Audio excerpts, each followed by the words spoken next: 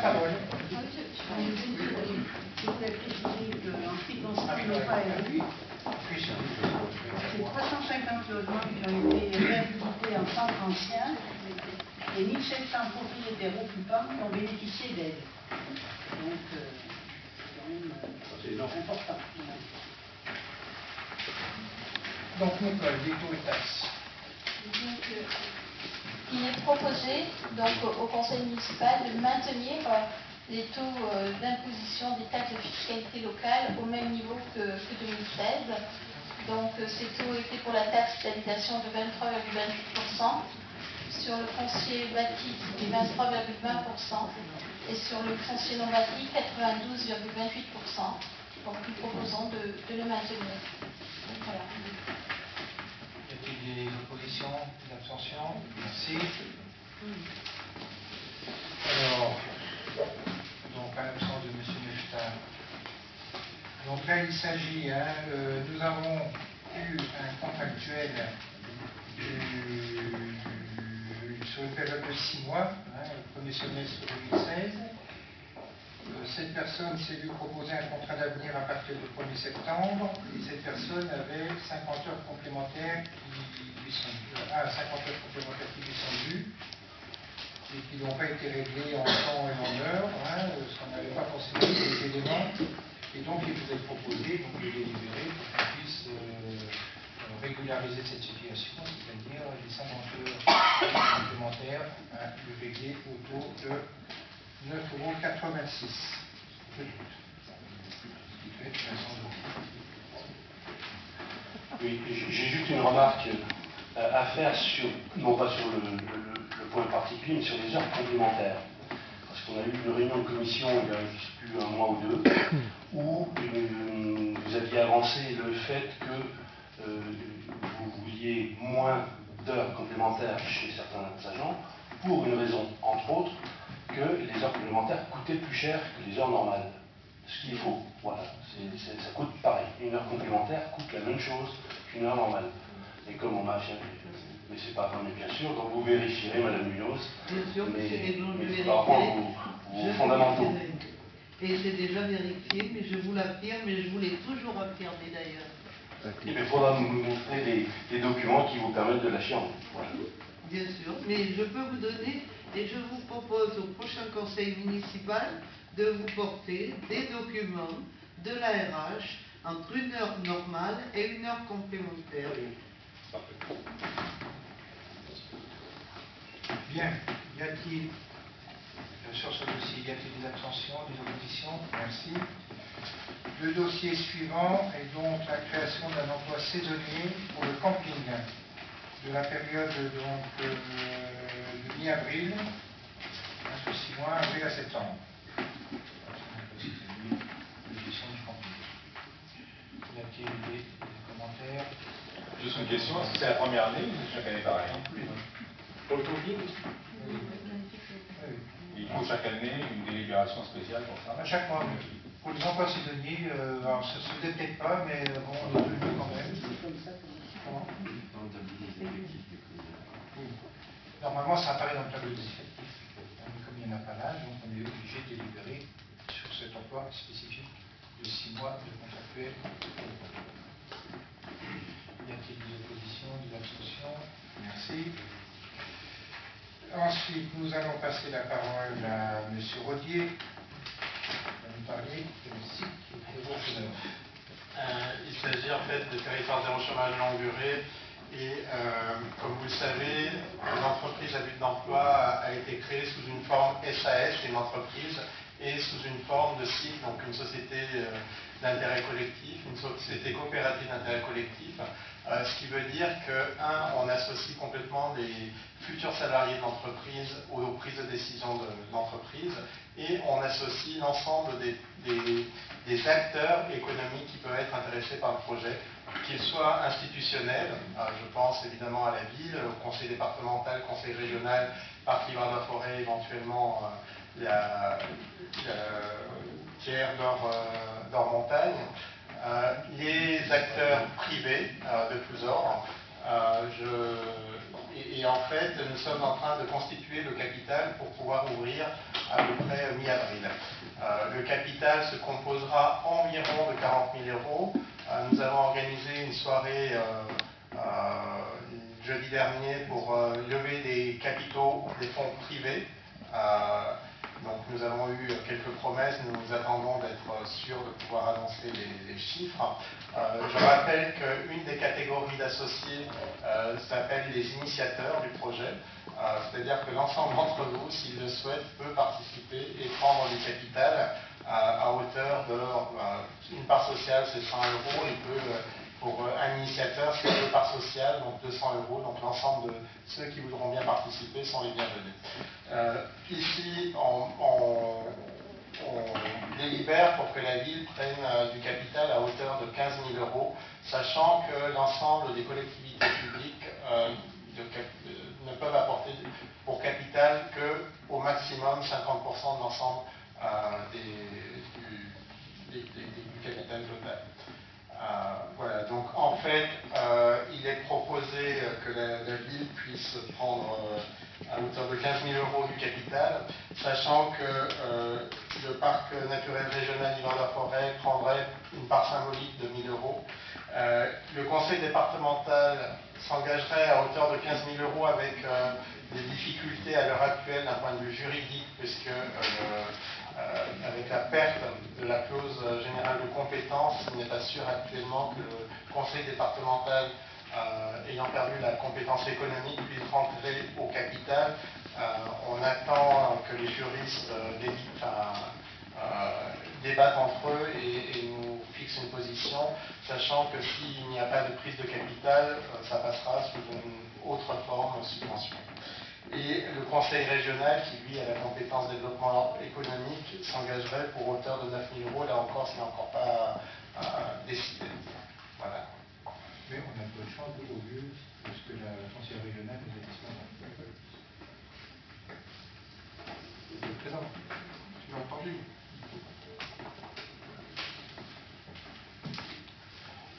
Y a-t-il des observations? Y a-t-il des oppositions, abstentions? Merci. Alors, toujours Stéphane, je pense. Hein. Ah non, c'est Françoise qui va nous parler maintenant du contrat de ville, des actions retenues dans le cadre du contrat de ville.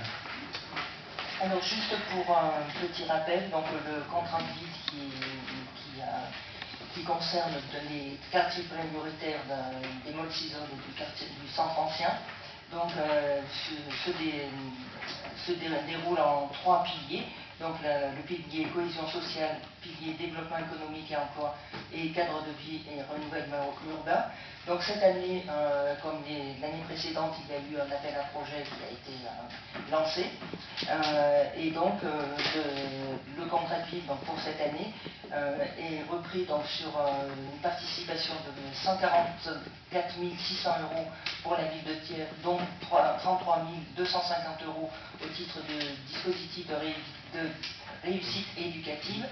Et cette année a été rajouté aussi 2 000 euros de fonds de participation pour les habitants dans le cadre des conseils citoyens. Donc le CCAS ayant signé également le contrat de ville participera à hauteur de 9 000 euros donc pour tout ce qui est la partie plutôt santé, et l'État pour 121 950 euros. Donc si vous souhaitez, vous avez le tableau là avec les différents montants. Je ne vais pas vous détailler tous les sujets parce que c'est un petit peu compliqué, juste vous dire qu'il y a des projets qui ont été renouvelés par rapport à l'année dernière et des projets qui ont été tout à fait nouveaux. Voilà. Donc si vous voulez quelques explications complémentaires, on en a parlé en commission la semaine dernière.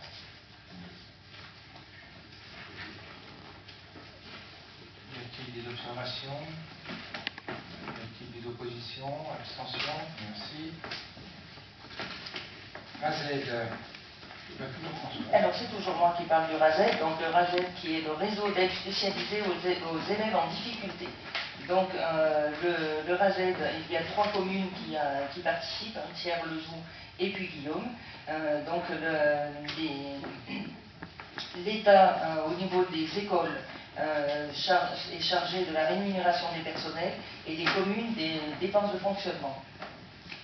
Donc le principe, c'est de pouvoir mutualiser certains achats, dont des achats, oui, et aussi tout ce qui est l'intervention des membres du RASED, donc qui sont des psychologues scolaires et des enseignants spécialisés, donc qui accompagnent les enfants en difficulté, et donc mutualiser également le matériel qui là est payé par les communes. Donc la ville de Thiers étant le chef-lieu d'arrondissement, va prendre en charge donc la gestion l'intendance de gestion administrative et comptable, et la gestion administrative du matériel est assurée par la circonscription éducation nationale de Thiers. Donc pour pouvoir avoir ces fonds, il y a une convention qui est signée pour 1 an et qui est renouvelable 2 fois, à raison de 1 euro par élève scolarisé. Donc pour la ville de Thiers, nous arrivons à 300 euros pour l'achat de matériel et 946 euros pour le RASED, soit un montant total de 1246 euros pour l'année 2017. Donc à savoir qu'en 2016, il y a notamment des fournitures administratives pour le RASED qui ont été financées et des tapis de gym pour le matériel. Et donc il est demandé au conseil municipal d'autoriser le maire à signer des conventions entre les communes de la circonscription de l'éducation nationale de Thiers pour l'organisation du fonctionnement du RASED et l'achat du matériel pour l'année 2017 et les prochaines années. Et ces signatures feront l'objet d'un compte rendu de délégation au maire chaque année.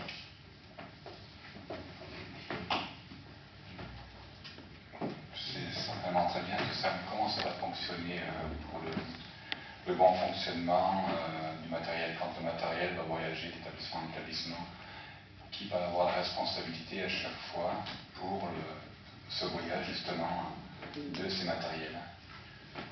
Donc nous, le RASED, ça ne change rien, parce que ça fait des années qu'on contribue à tout ça.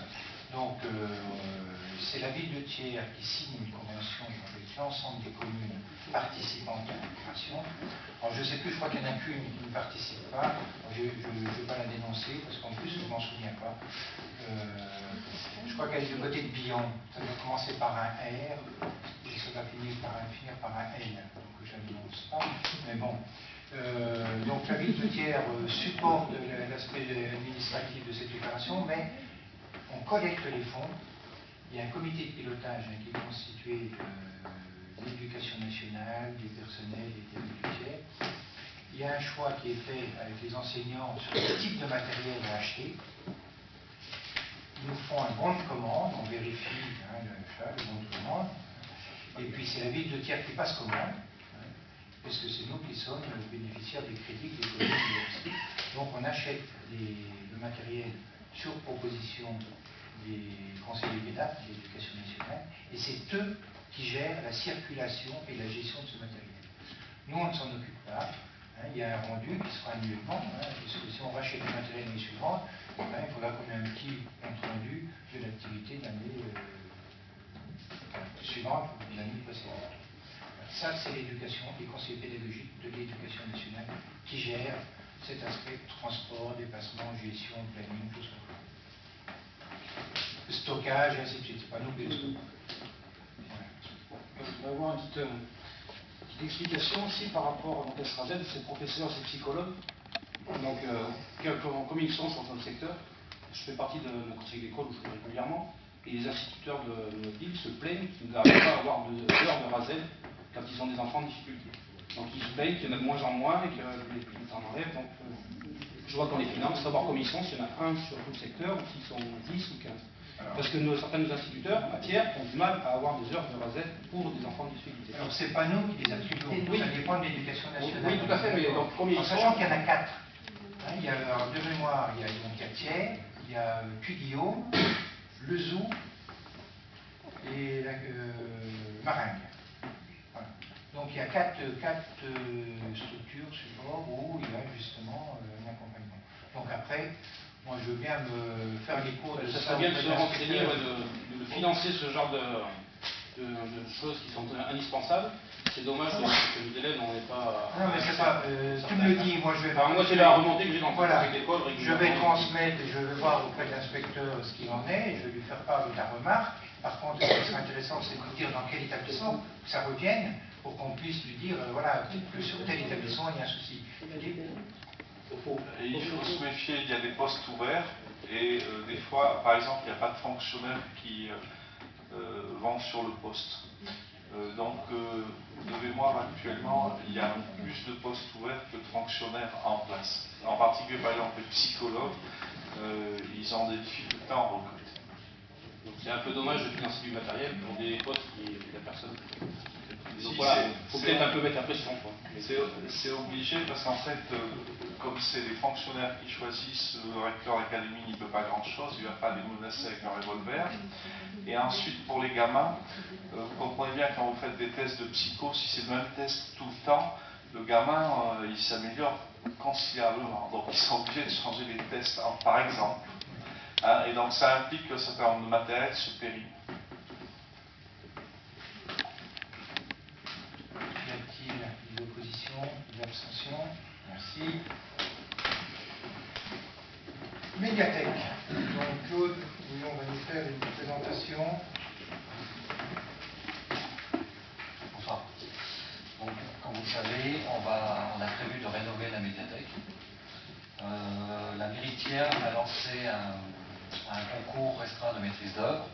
2 cabinets ont été retenus dans le cadre de ce concours, le cabinet Bazat et le cabinet Riva. Le cabinet d'architecture Riva utilise les mètres carrés disponibles et proposés dans le cahier des charges.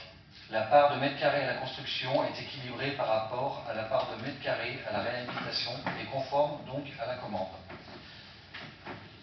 Lors de la commission, c'était l'autre cabinet d'architecture qui avait le plus séduit. Par contre, au niveau des tarifs, le budget était bien supérieur. La construction sur la future médiathèque était plus importante que la réhabilitation.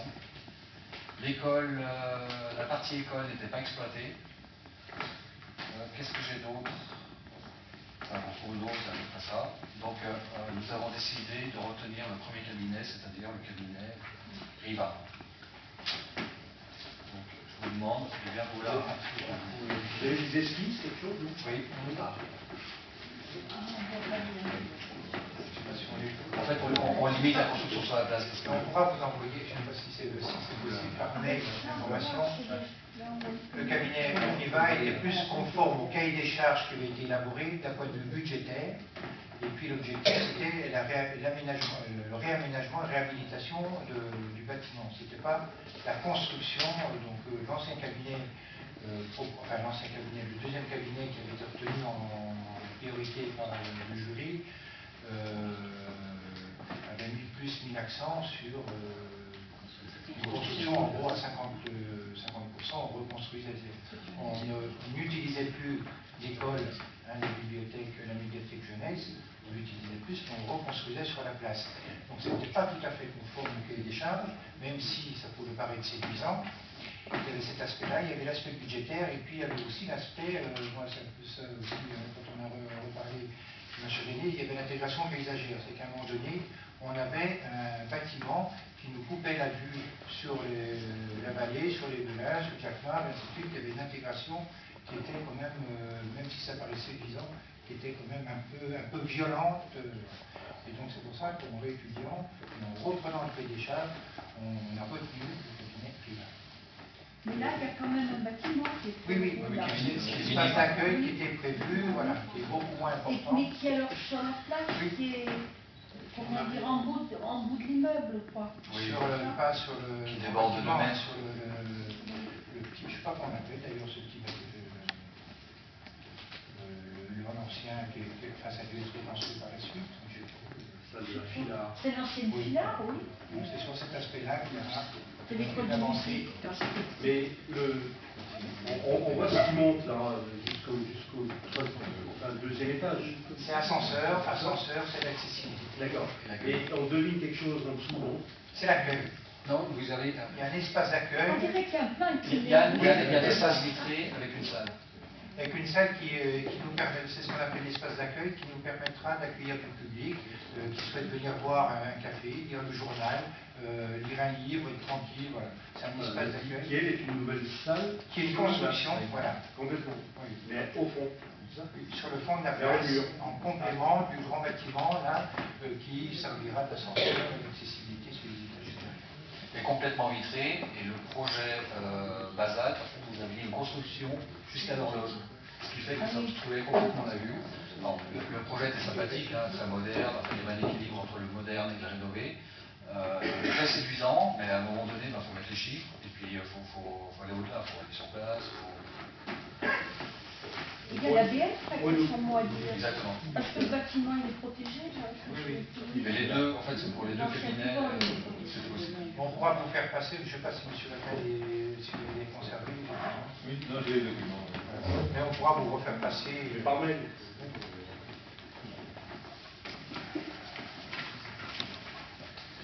Voilà, donc là, c'est de retenir le cabinet en vue d'une proposition d'APS et d'APD. Sachant que peut-être la étude, c'est sur 2017, il y a une réalisation, ce sera sur 2018. Il y a... Le montant, c'est 2 065 000 euros. Parce que là, il y a une erreur de chiffre.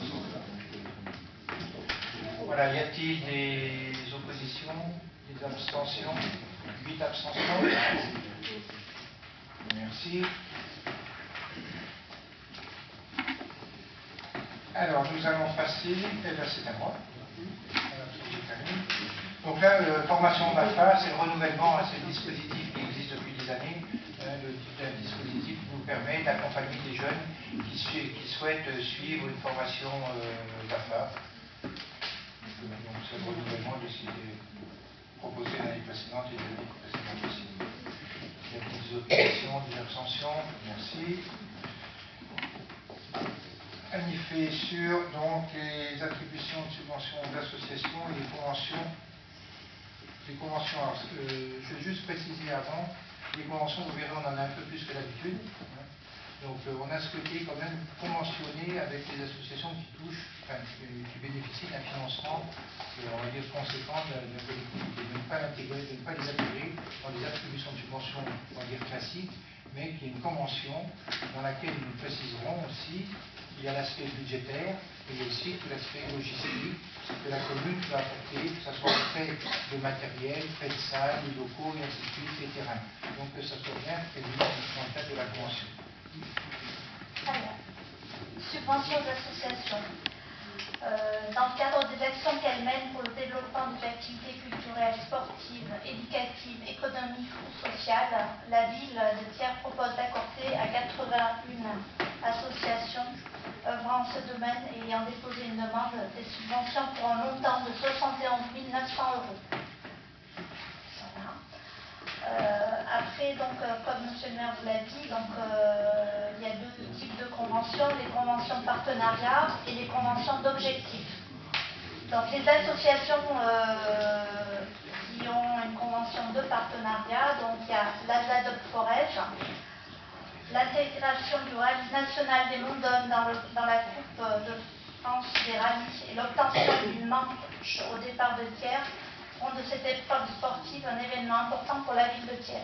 C'est pourquoi il est proposé au conseil municipal de conclure entre la ville de Thiers et l'ASADOP Forez une convention de partenariat pour un montant de 3 500 euros. Il y a également Pierre Voltige. Cette association s'implique dans l'accompagnement d'enfants dans un cadre social et périscolaire. Elle atteint un niveau de pratique élevé et de bons résultats en championnats nationaux. C'est pourquoi il est proposé au conseil municipal de conclure une convention de partenariat avec cette association pour un montant de 5 000 euros pour lui permettre de s'inscrire dans une saison internationale. La fraternelle de Château-Gaillard, donc pour favoriser l'organisation de l'épreuve des 13 km Thiers-Noir, il est proposé au conseil municipal de conclure avec la fraternelle de Château-Gaillard une convention de partenariat pour un montant de 5 030 euros. La Thiernoise, la société de gymnastique La Thiernoise, comptant plus de 366 licenciés, participe à de nombreuses manifestations sportives tant au niveau régional que national, et participe à l'accompagnement des enfants dans le cadre des activités périscolaires. Donc, pour soutenir cette association dans le cadre de l'organisation de ces activités, il est proposé au conseil municipal de conclure avec la Tiernoise une convention de partenariat pour un montant de 12 000 €. L'association SAD-Foot, pour soutenir l'association sportive des SAD Football dans le cadre de l'organisation de ces activités, il est proposé au conseil municipal de conclure avec cette association une convention de partenariat pour un montant de 98 000 €. L'association Pays de Thiers Rugby, ce club de 250 adhérents œuvre en faveur de la jeunesse, de l'insertion par le sport, du sport et handicap, et a créé en 2016 une section féminine. Pour soutenir cette association, il est proposé au conseil municipal de conclure avec cette association une convention de partenariat pour un montant de 22 000 €. Amir Commerce Thiers, cette association de commerçants contribue au développement économique de la ville et à la valorisation de l'activité commerciale de Thiers. La ville de Thiers souhaite permettre à cette association de poursuivre ses activités d'animation commerciale. Il est donc proposé au conseil municipal de conclure avec l'ACT une convention de partenariat pour un montant de 10 000 €. Voilà en ce qui concerne les conventions de partenariat. Et donc par rapport aux autres associations pour lesquelles on a établi une convention d'objectifs, donc il y a la Chambre de commerce et d'industrie du Puy-de-Dôme. Donc, dans le cadre de sa mission, elle organise le salon Coutelia, qui a pour objectif la promotion de la coutellerie tiernoise. Compte tenu de la nécessité d'avoir des partenaires financiers pour permettre l'organisation de cette manifestation, il est proposé au conseil municipal de conclure avec la Chambre de commerce une convention d'objectifs pour un montant de 15 000 €. L'association du Creux de l'Enfer, la ville de Thiers soutient le projet artistique et culturel de cette association. Le Creux de l'Enfer connaît un rayonnement régional, voire national, et participe à l'attractivité culturelle du territoire de la commune. Il est proposé au conseil municipal de conclure avec l'association du Creux de l'Enfer une convention d'objectifs d'un montant de 72 100 €. L'association Thiers Cinéma, cette association joue un rôle important dans la mise en place du parcours culturel et d'attractivité du centre-ville. Il est proposé au conseil municipal de conclure avec Thiers Cinéma une convention d'objectifs d'un montant de 60 000 €. L'association tiernoise des jeunes travailleurs, pour soutenir cette association dans ses missions socio-éducatives, socio-culturelles et d'animation en direction des jeunes de 16 à 30 ans, en situation de mobilité professionnelle, il est proposé au conseil municipal de conclure avec l'association tiernoise Foyer des jeunes travailleurs une convention d'objectifs pour un montant de 45 000 €. Le comité des œuvres sociales du personnel des services municipaux du CCAS de la ville de Thiers. Donc, cette association s'implique dans une politique d'action sociale en direction des agents actifs et retraités du personnel municipal et du CCAS de la ville de Thiers et de leurs familles. Il est proposé au conseil municipal de soutenir son action afin qu'elle puisse développer ses activités, tant dans le domaine social que culturel ou de loisirs. Il est proposé au conseil municipal de conclure avec le COS de la ville de Thiers une convention d'objectifs d'un montant de 45 000 €. Donc ça nous fait un total de subventions pour les associations qui ont une convention d'un montant de 392 630 €. Nous avions 71 900 pour les autres associations donc sans convention, ce qui nous fait un total de 464 530 € de subventions. Voilà, donc il nous est demandé d'approuver. Donc je précise que je ne prendrai pas part au vote puisque je suis salarié de l'Atrium. Mon travail est en position de l'association. Pareil, président au cinéma et président de l'association, je ne prendrai pas part au vote. Mais par contre, on a une question. Est-ce qu'on pourrait faire un vote séparé pour tout ce qui concerne les conventions et des autres subventions? Parce que finalement, c'est deux points complètement différents. Donc c'est une bonne démarche d'avoir des conventions, et donc on pourrait faire un vote séparé. C'est la même déclaration. Parce que qu'est-ce qui vous gêne? Vous souhaitez ne pas voter des subventions ou non? On a des questions sur les subventions accordées à d'autres associations, oui, effectivement. C'est-à-dire Par exemple, pour la première fois, j'ai l'impression que les syndicats reçoivent des subventions. Les syndicats recevraient, effectivement, les syndicats prennent souvent des positions politiques nationales qui n'ont rien à voir avec la ville de Thiers. Je vous pose la question, pourquoi est-ce que la ville de Thiers subventionnerait les syndicats nationaux? Alors c'est 300 € le montant de la subvention. Multiplié par 4. Voilà. C'est pas un syndicat en particulier, ce sont l'ensemble des syndicats qui sont représentatifs sur la ville de Thiers. Ça correspond à une demande, c'est des discussions que nous avons avec les représentants syndicaux.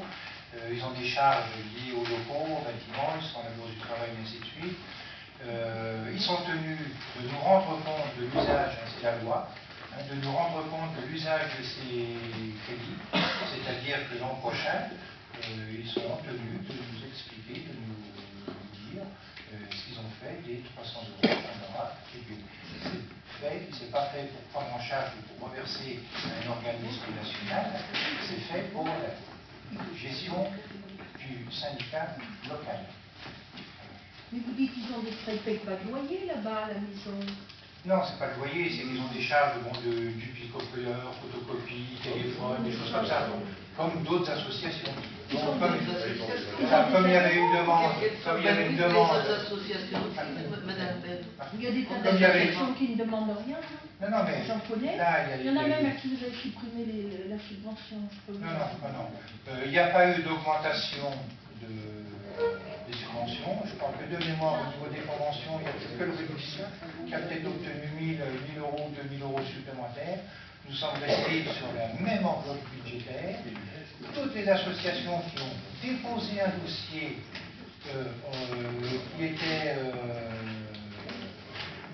qui correspondait éligible ont obtenu satisfaction. On n'a pas forcément augmenté les subventions. Pour certaines, on a peut-être, si on a diminué encore, il faudrait les compter, les associations, sinon c'est un renouvellement de la subvention des années précédentes. Oui, on a maintenu, on a regardé un petit peu l'actif que chaque association avait et en fonction, quoi. Si, voilà, tout à fait. Sachant que certaines associations nous présentent des comptes, des bilans, sur lesquels ils ont X milliers d'euros sur les comptes, sur les livrets, ainsi de suite. Donc on a dit à ces associations, c'est quand même intéressant, que c'est par la collectivité, d'alimenter des livrets A, des livrets B, des livrets C. Mais ça, c'est certain, c'est pas tout. Non, mais voilà, je dis, ça contribue à l'analyse qui était faite. Philippe, tu veux préciser? Si j'ai bien compris, ceux qui ont une convention de partenariat ne sont pas dans l'autre liste. Et non. Ceux qui ont une convention de partenariat ne sont pas dans cette liste-là. Mais effectivement, si vous le souhaitez, si ce n'est oui, mais que il y a une copie sur la subvention de Château-Gaillard. Non. Le partenariat Château-Gaillard, c'est une subvention pour la FRAC et ça une subexceptionnelle pour les 13 km. Pour la course. Donc les deux subventions s'additionnent. Non, c'est pas. Oui, non, c'est deux comptes séparés. La fraternelle a son compte et les 13 km ont leur propre compte séparé. Oui, ça c'est la même association. Subvention. Donc c'est cumulé. Oui, moi, si c'est possible, enfin, j'insiste sur l'aspect que à aucun moment la ville n'a donné de subvention à des associations qui avaient des positionnements politiques affichés, comme c'est le cas de au moins 2 voire 3 des 4 syndicats en question. Voilà, c'est ça qui nous gêne. Après qu'ils soient hébergés dans les locaux de la bourse du travail, comme ça a toujours été, qu'ils soient chauffés, c'est normal, mais si on commence à faire ça, demain il peut y avoir un parti qui peut dire voilà, moi aussi je voudrais 300 €, 400 €. Donc c'est cette confusion qu'il y a entre une activité purement syndicale liée aux intérêts et au domaine du travail et certains qui vont bien au-delà, très très au-delà, même au niveau des élections municipales d'ailleurs, il n'y a pas qu'au niveau national. Nous, ça ne nous posait pas de problème parce que, en plus, les 4 syndicats représentatifs sont concernés. Il n'y a pas eu un choix politique de dire on va privilégier que ça CFDT, la CGT, pour. Les 4 syndicats, c'est le même montant pour les 4, comme ça, il n'y a pas d'ambiguïté. Et il y a d'autres associations, alors c'est vrai qu'on peut avoir ça comme argument, hein, mais bon, moi je connais d'autres associations qui sont impliquées dans la vie locale, hein, dans le domaine culturel, qui peuvent aussi avoir des orientations plus dans telle façon, et ainsi de suite. Donc si on commence à prendre en considération tout ça, c'est pour ça que sur le fond, ça ne nous a pas posé de problème. Oui, oui, c'est pour ça que je précise bien, c'est que la loi oblige le syndicat à rendre compte. C'est-à-dire que si on se rend compte l'année prochaine, lorsqu'on rediscutera tout ça, que ces 300 € ont été utilisés à des fins, je ne sais pas moi, faire un déplacement pour aller militer à Paris ou pour acheter des banderoles contre l'abus du ministre ou je ne sais pas quoi, là on reverra notre positionnement. C'est plus lié au fonctionnement de la structure qu'au fond politique des associations. Mais voilà, bon, sauf si ça nous pose un problème administratif, je vous proposerai qu'on vote ça, sachant qu'on prendra des garde-fous et qu'on rendra compte. Et si jamais, moi, je m'aperçois, quel que soit le syndicat, qu'il y a un débordement, eh ben, ça sera... Voilà, moi je vous proposerai de voter cette délibération. Alors laquelle? On vote tout, sauf si vraiment, administrativement, ça nous pose un souci. Donc ça ne nous pose pas de souci. Donc, si j'ai bien compris, tout ce qui est lié aux conventions, il y a un avis, il n'y a pas d'abstention, pas d'opposition, un avis favorable. Ce qui relève de la subvention de l'association, il y a 8 oppositions, 8 abstentions. Abstention parce que il y en a plein qui ont voulu donner. 8 abstentions sur en gros parce qu'on finance les organisations syndicales de la commune. Très bien. Y a-t-il d'autres oppositions, d'autres abstentions? Merci. Vous ne prenez pas part au vote puisque vous pouvez prendre part au vote pour la subvention de l'association et pas pour les conventions. On est d'accord. Sauf Paul pour la subvention. Alors Hippolyte, lui, s'abstient sur la convention. Sur la convention. Tu t'abstiens partout, c'est ça. D'accord.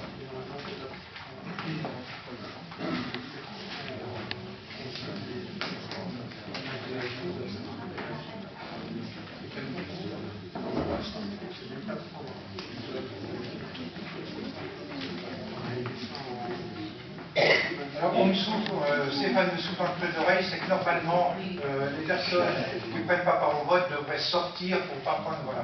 Donc, voilà. On peut considérer que tout le monde est sorti et que. Voilà, c'est d'accord. Normalement, un conseiller intéressé ne doit pas. C'est pas qu'il ne doit pas prendre part au vote, c'est qu'il doit sortir pour véritablement montrer qu'il n'a influencé en aucun cas le conseil municipal.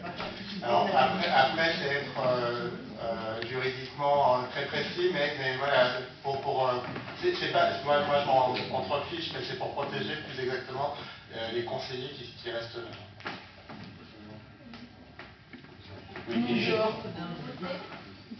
et j'ai juste une question complémentaire, qui est cette fois relative à 2 syndicats de la ville de Thiers, de la municipalité, et qui avaient, je crois, une dette envers la municipalité. Je voulais savoir où ça en était, si les sommes qui avaient été... C'est vrai? Enfin, je ne sais pas si c'est encaissé, mais il y a eu le titre de paiement, donc je ne vais pas vérifier si ça avait été payé. Moi, on a mis le titre auprès des 2 syndicats, c'était quoi, 1 000 euros? Voilà. Donc c'est fait. Alors, je sais pas, donc, prochain conseil, on aura la confirmation que c'est bien encaissé. On va même avant. Oui. Enfin, on va attendre. Non, mais la procédure est... C'est la loi. Bien. Alors nous passons à quoi là maintenant? Assainissement. Assainissement. Stéphane. Alors il s'agit de la surtaxe eau et assainissement. Il vous est proposé de la maintenir sur les mêmes taux que les années précédentes, à savoir pour la surtaxe eau potable 0,89 € du mètre cube hors taxe et 1,10 € par mètre cube pour la surtaxe assainissement. Ce qui veut dire que pour la 8e année consécutive, les surtaxes n'augmenteraient pas. si vous décidez de suivre mon avis. Notre avis.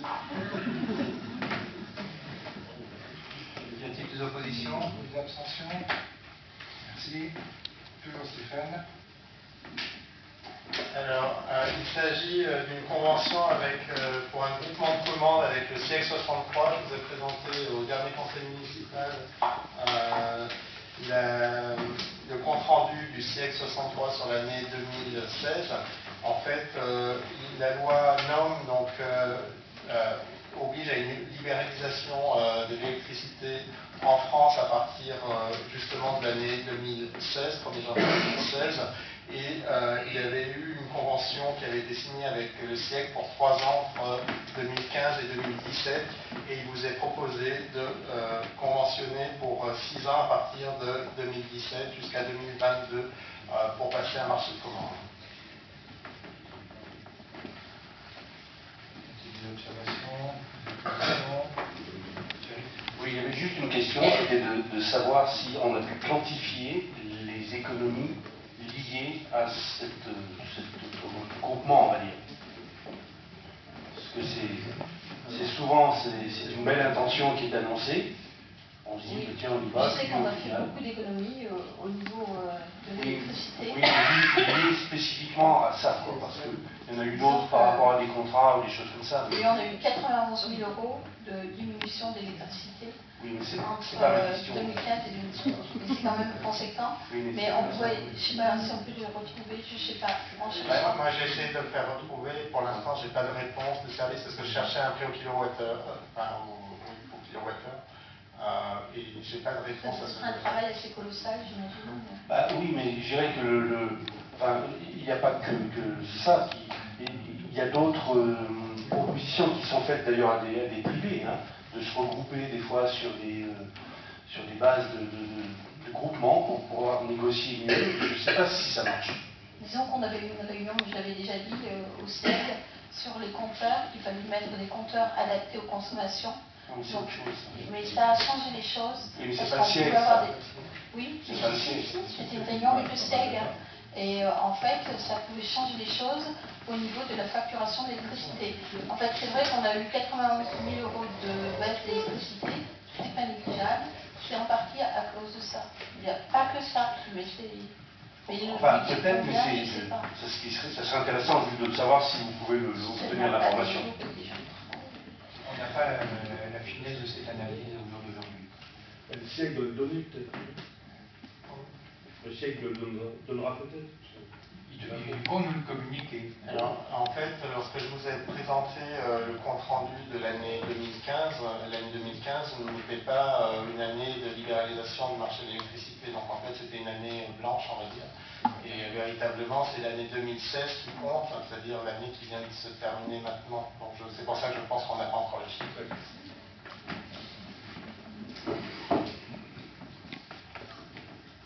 Y a-t-il des oppositions, des abstentions? Merci. On revient, on en a parlé tout à l'heure, à l'école inutile, Stéphane. Alors, il s'agit effectivement de l'autorisation du dépôt de permis de construire pour l'école du Moutier. Alors, c'est pour réaliser donc toute l'isolation extérieure, remplacer les huisseries et faire toute la réfection des toits terrasses pour l'étanchéité et l'isolation. Donc, en fait, c'est pour je rappelle le total, c'est 555 000 environ euros de travaux et à peu près 79% qui sont pris par le TEPCV, donc le territoire énergie positive pour la croissance verte, un fonds cible et donc le reste qui est pris en charge par la ville.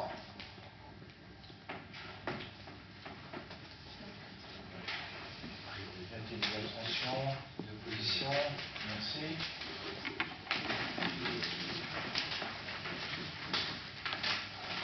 Cadre de vie, Chevalier-Pierre, Madame Bonnard.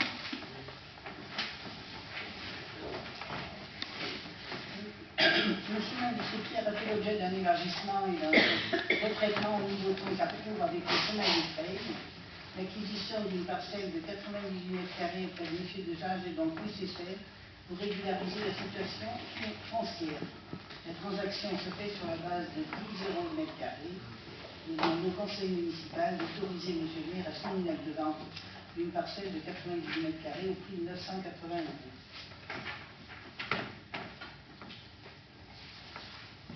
Attention, des oppositions, merci. Toujours. On après 600 des parcelles au champ du bail pour les lots 1, 6 et 8. La parcelle YK 564 appartenant à la ville de Thiers est située dans l'emprise des lots du lotissement du champ du bail.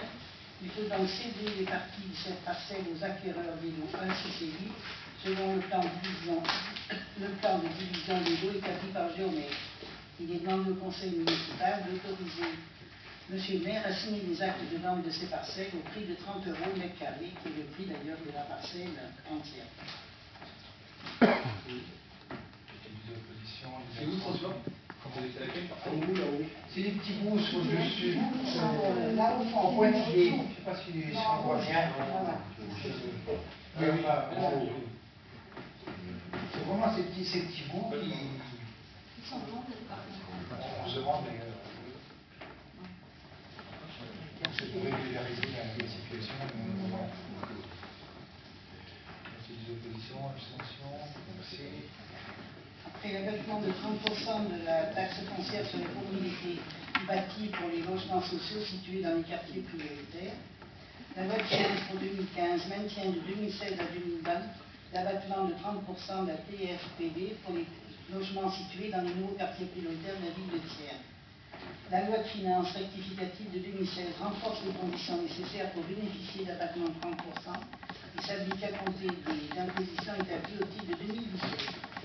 Ainsi, l'abattement s'inscrit désormais dans le contrat de ville et dans son volet cadre de vie et renouvellement urbain et devra s'articuler avec les projets de gestion urbaine et sociale de proximité déterminés dans ce cadre avec l'État, Thiers d'Or et Montagne, la ville de Thiers et Office, qui possède 684 logements sur les quartiers des Molles-Cisoles et du centre ancien.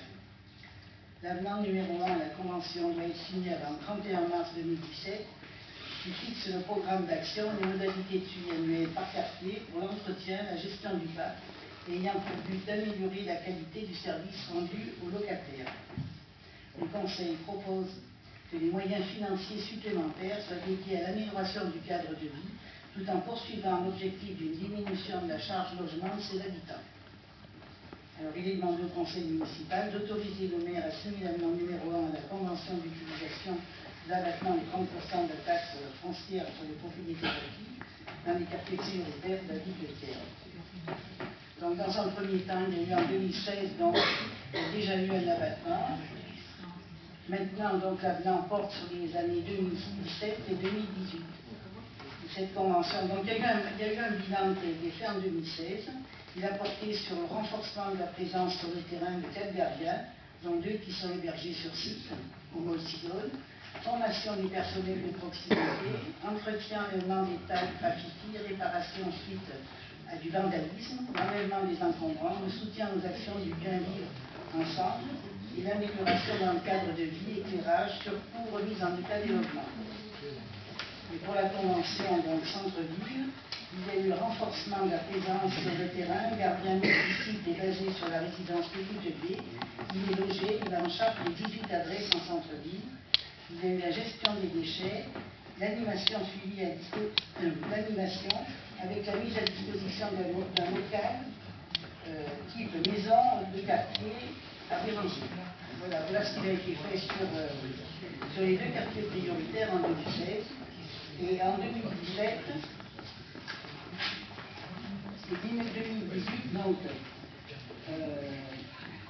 les mêmes thèmes qu'en 2016 sont reconduits, auxquels il faut ajouter la concertation et la sensibilisation des locataires afin de les sensibiliser à la maîtrise des charges, collecte sélective, gestes éco-citoyens, la mise à disposition de locaux associatifs ou de services à des combattants bâtisseurs, bâtiments Molles-Cisoles ainsi que la PMI, la tranquillité résidentielle avec des travaux de sécurisation, gestion des câbles, digitales, un programme de remplacement des portes d'immeubles et de gestion d'interphonie, donc ça c'est sur les Molles-Cisoles, Et en centre-ville, même thème qu'en 2016, avec un plus sur la participation des habitants et le développement de la citoyenneté grâce à la mise à disposition de la maison de quartier de Béranger et surtout de remise en état des logements.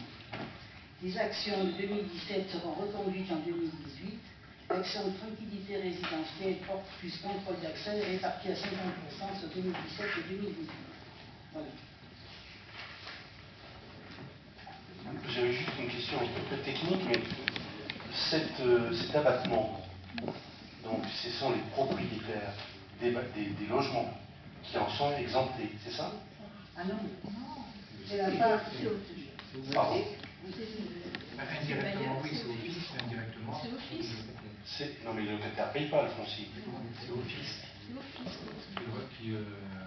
Qui est exempté. Qui est exempté, avec la part dont ils sont exemptés, ça leur permet de développer les actions dans les quartiers.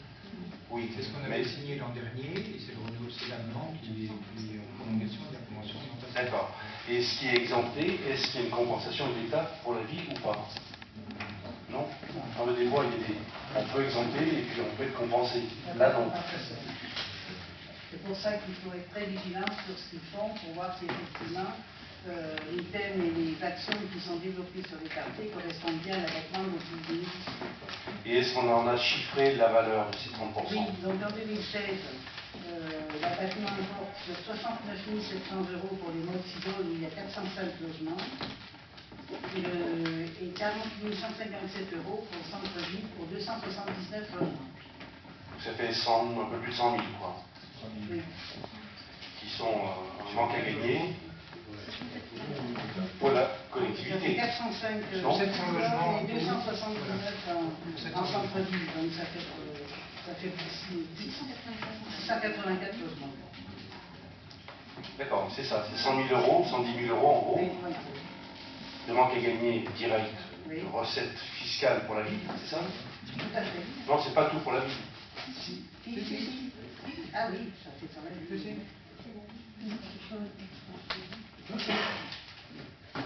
C'est pas nouveau. Oui, oui, non, mais je n'avais pas très bien compris le texte pour ça. D'accord. C'est en contrepartie, ils s'engagent à des actions. À ce propos, enfin, c'est plus les cisoles. J'en ai fait part à une réunion de commission à rue Parente. Moi, je suis quand même un peu impressionné par le très mauvais état extérieur de ces bâtiments. Je ne parle pas des molles, qui ont été refaits très proprement il y a 3-4 ans environ, ou 5 ans, je ne sais plus. Et les cisoles, franchement, c'est dur. Hein. C'est un autre sujet, hein, mais c'est vrai que pour en discuter avec fils, ils nous disent que l'isolation extérieure, ce qui n'est pas beau, mais c'est opérationnel, ça fonctionne bien. Donc s'ils avaient des engagements. Mais je ne parle pas d'esthétique, moi. Hein. L'esthétique n'est pas belle, ça c'est sûr, parce qu'elle a 15 ans. Les études font que c'est bon. Oui. L'isolation remonte à une dizaine d'années en arrière. Mais moi je parle des. C'était surtout les appartements, pour eux, la priorité, ça serait pour requalifier les appartements. Moi, ce dont je te parle, c'est les halls d'accueil, le rez-de-chaussée, franchement, les verres pétés, c'est dans un état très délabré. Entre autres, voilà, justement pour le mois de Cisol, donc le montant prévisionnel de l'abattement annuel est de 71 000 € et ils ont une dépense de 210 332 €. Sur ce qui a été évalué. Mais ils peuvent en mettre plus. On a fait un point avec eux il n'y a pas très longtemps. Ils constatent qu'il y a une amélioration par rapport à ce qu'ils ont vécu par le passé en termes de dégradation, de tags, de serrures, de boîtes aux lettres. Ils estiment, ils pensent qu'il y a une amélioration par rapport à la dégradation. Oui, mais ce dont je parle, c'est de la dégradation, à mon avis, qui est plus de l'usure. Il y a un peu de tout, bien sûr, mais c'est pas franchement de la dégradation pure et dure. C'est des sites qui ont été refaits, quoi. Ah oui, c'est vieux.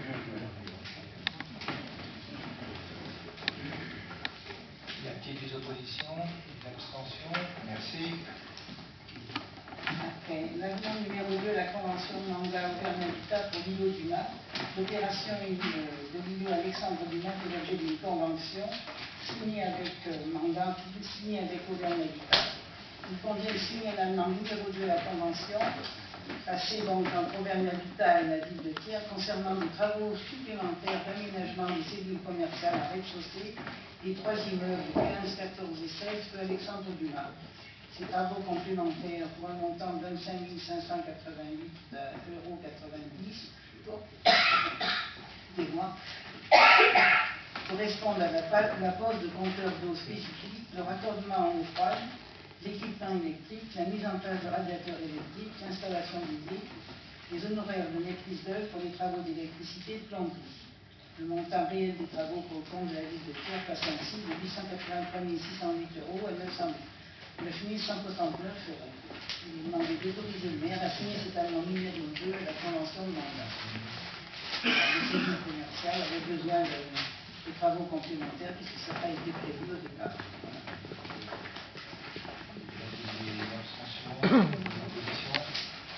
Merci. Écoutez, je vous remercie. L'ordre du jour est atteint, clos, et 23h12. Y a-t-il parmi les conseillers des questions?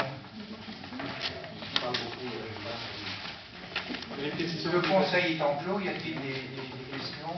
Oui, moi j'en aurais une. Vous nous aviez dit, monsieur le maire, que vous nous donneriez un local pour l'opposition accessible aux handicapés. Où en est votre réflexion? Je vais être honnête et je vais vous dire qu'on n'a pas avancé plus l'autre fois parce qu'on a du mal à trouver un local au rez-de-chaussée avec des conditions d'accueil satisfaisantes, avec l'électricité. Il y en a bien des locaux, la maison des associations, les députés. Mais non, mais il faut descendre l'escalier, enfin, vous voyez, c'est pas... Oh, il y a plein de dîners. Oui, mais le soir, après ça ferme, après on peut passer par la rue. On peut aller voir, je ne sais pas s'il y a encore des bureaux disponibles à la maison des associations. Ouais, puis l'ascenseur de la maison des associations, j'ai pas confiance.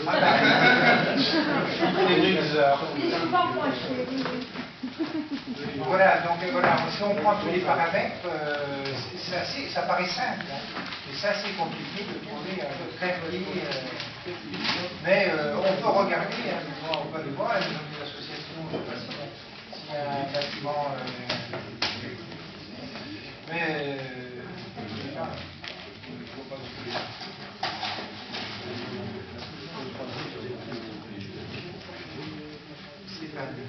c'est pas une question. C'est pas une question, c'est plus une remarque. Il y a eu un article il n'y a pas très longtemps sur les élus et la notation des élus qui m'a paru assez déplacée pour la simple et bonne raison qu'en fait le travail des élus ne consiste pas à assister à des conseils municipaux. Le travail des élus c'est autre chose. Derrière il y a de la réflexion, il y a l'assistance à des réunions autres en fait ce que je veux faire partager c'est que si on est simplement dans le fait de regarder l'assistance des élus au sein du conseil municipal, on élimine tout un pan de la population de la ville de Thiers. Ça veut dire que des gens qui sont actifs et en particulier qui travaillent les soirs ou les nuits ne doivent pas se présenter aux élections. Et moi, ça me semblerait quelque chose de totalement regrettable parce qu'ils apportent quelque chose au Conseil, même s'ils ne participent pas nécessairement au sein d'une manière présente et devant la presse. J'entends que l'on puisse se faire critiquer et c'est normal que la presse essaye de savoir quelle est notre part de travail, mais j'insiste là-dessus, ça ne donne pas forcément une très bonne image des élus, alors que ce n'est pas forcément juste de le faire ainsi. Et simplement, je voulais le signaler. Oui, je confirmerai en disant que depuis 2 jours, je me fais un peu taquiner en disant, disons, t'étais absent 6 fois sur 20 fois. Et les 6 fois, j'étais soit sur un salon en Allemagne, soit sur un salon en Paris, soit sur un salon en Asie. Après, on vous a demandé de répondre. On vous a téléphoné pour... On ne va pas répondre. Je ne vois pas dans quelle mesure on est à répondre. On vous a donné la parole pour vous expliquer. Enfin, donner la parole, il y a quand même... Enfin, ceux qui avaient les moins bonnes notes. Ah ben voilà, donc quand même c'était une élection très intéressée. Enfin, Ça veut dire qu'il y avait quand même une accusation sur les absences. C'est un Une accusation. Non, pas une accusation. On n'a pas dit que ça résumait le travail d'élus. Non, mais vous avez adressé à ceux qui avaient des plus mauvaises notes. Mais déjà, de quel droit donner des notes aux élus? Enfin, moi, j'ai été choquée. Je pense que ce soit les élus ou la population, je considère que ce n'est pas du tout des pratiques que vous devez utiliser et c'est très déplaisant. C'est totalement décevant parce que les gens ne lisent pas entièrement les articles, ils regardent que les notes. Et moi j'ai eu les remarques en disant t'as que cette note. En fait, ça ne se résume pas à des présences au conseil municipal et heureusement parce que le travail se fait en amont, c'est pas le jour du conseil municipal. Et donc moi j'ai pas été contactée aussi. Donc vous dites vous allez contacter les élus pour justifier. Non, vous n'avez pas. moins bonne note. Eh ben, 14, je trouve que c'est pas une bonne note. Je suis vraiment une mauvaise élève. Je suis très mauvaise élève. On a été à partir de page 4. En plus, il y a des appréciations. Vous aviez peut-être autre chose à écrire. Voilà, c'est dit. Madame Bell. Une seconde, moi je dis quand même que la presse est libre et que quand même elle fait son travail et qu'elle l'a fait. Que ça plaise ou que ça ne plaise pas. Moi quand je plaidais que j'avais un mauvais compte rendu dans la montagne, et ben, je l'encaissais. Hein. Et puis voilà, après ça oblige aussi à des remises en cause. Je dirais que le conseil municipal c'est un peu la vitrine aussi. C'est la vitrine et je ferai un comparatif avec les séances à l'Assemblée nationale où on voit des bancs désespérément vides. Et ça ne donne pas la meilleure impression. Alors je veux bien que le travail se fasse en commission pour les députés, c'est pareil. C'est pas des piquets là derrière son banc qui travaillent en commission. Et quand on voit des bancs vides à 80%, et ben ça ne fait pas le meilleur effet. Voilà. C'est vrai qu'on voit toujours des choses, ça y est pas. Bien, écoutez, je vous remercie.